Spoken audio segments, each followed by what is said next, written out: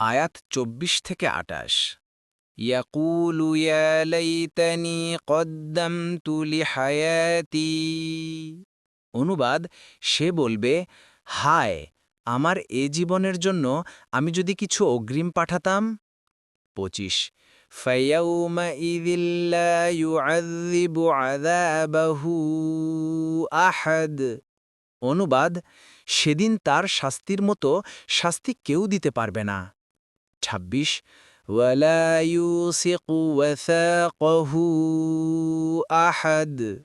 অনুবাদ, এবং তার বাঁধার মতো বাঁধতে কেউ পারবে না।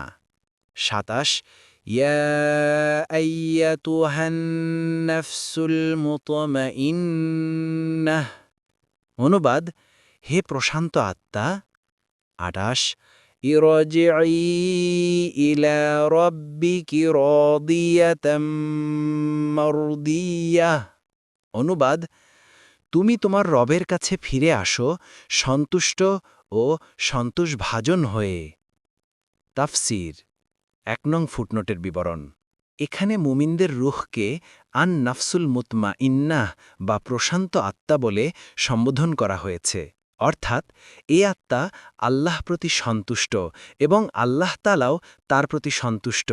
কেননা বান্দার সন্তুষ্টির দ্বারাই বোঝা যায় যে আল্লাহ তার প্রতি সন্তুষ্ট।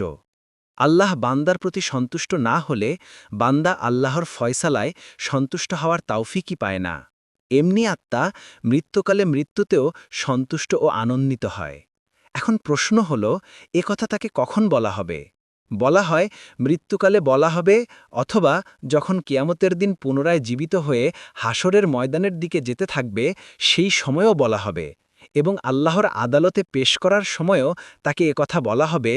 প্রতিটি পর্যায়ে তাকে এই মর্মে নিশ্চয়তা দান করা হবে যে সে আল্লাহর রহমতের দিকে এগিয়ে যাচ্ছে। দেখুন ইবনে কাসির।